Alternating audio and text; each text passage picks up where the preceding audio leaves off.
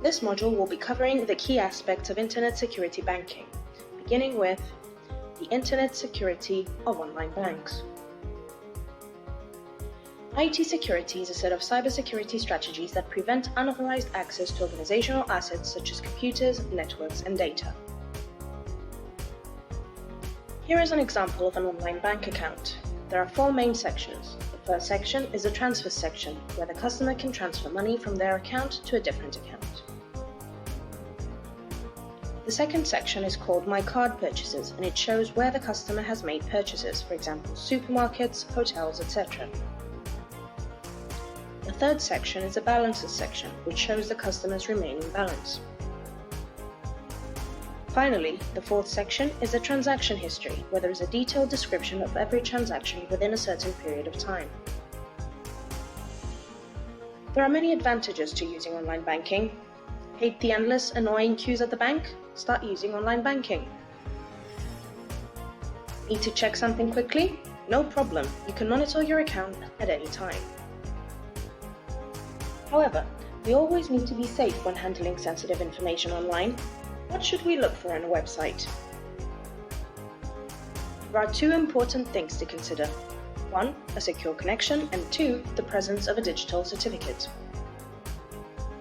Here is an example of a website with a secure connection and a digital certificate.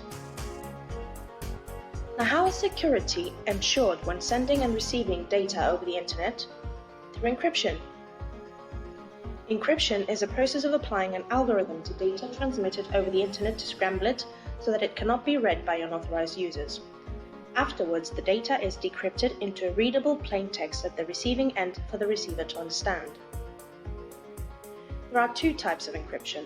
The first type is symmetric encryption, where only one key, a secret key, is used both for encrypting and decrypting the data. The entities communicating via symmetric encryption must exchange the key so that it can be used in the decryption process. The second type of encryption is asymmetric encryption, and it works as follows. A sender requests a public key from the receiver. The receiver generates both a private and a public key, but only sends the public key. The data is then encrypted using the public key and can only be decrypted by the receiver using the private key. A digital certificate verifies the authenticity and legitimacy of a website, so users should not enter sensitive information if a valid digital certificate is not present. The following part has to do with the use of the Internet credit card. There are advantages to using an Internet credit card, such as they are accepted worldwide, it is easier to control spending, and there are no foreign exchange fees on purchases. However, there are some disadvantages as well. For example, various charges such as monthly fees or top-up fees when the customer cannot build a credit history. 3D secure credit card payments are the latest development in online purchases because they are simple, fast, and effective. Before a financial transaction is completed, a one-time password is generated by your bank and sent to you via SMS for verification. Nowadays, contactless credit card payments are the new trend, as it is an easy and fast payment method. However, there is a limit of €20 or £30 for each transaction without having to enter a PIN code. There are various threats to our online safety and online bank accounts that we need to be aware of. Social engineering is sometimes used to manipulate people so that they give up confidential information. Shoulder surfing is to obtain sensitive data such as username and password by looking over the victim's shoulder. Therefore, you need to be aware of your surroundings when using your laptop, tablet or smartphone in public places. Information diving is a practice of recovering confidential information from discarded material, so we need to take extra caution when disposing of electronic equipment which may contain sensitive information. As part of the protection of our personal and financial data, we need to maintain our antivirus software and operating system up to date. Secondly, we need to create strong passwords which include special characters. We can also use passphrases instead of passwords. PaySafeCard and PayPal are 2 safer ways of making online transactions. PaySafeCard is a prepaid online payment method with a 16-digit PIN code. Customers can use the card for online purchases by entering the code at the checkout. There are various benefits when using the PaySafe card.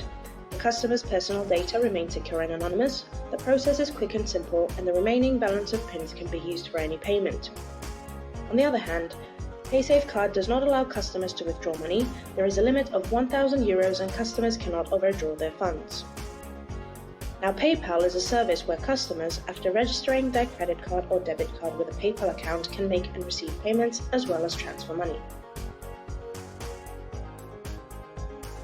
Some of the pros of PayPal service are that the transfers are instant and secure, and there are no annual membership fees or other fees.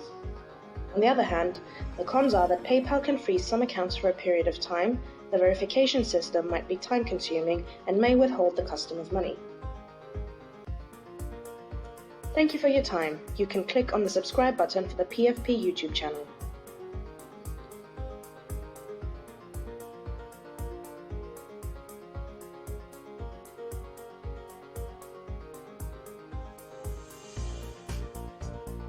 For more information, you can visit the PFP website and social media accounts.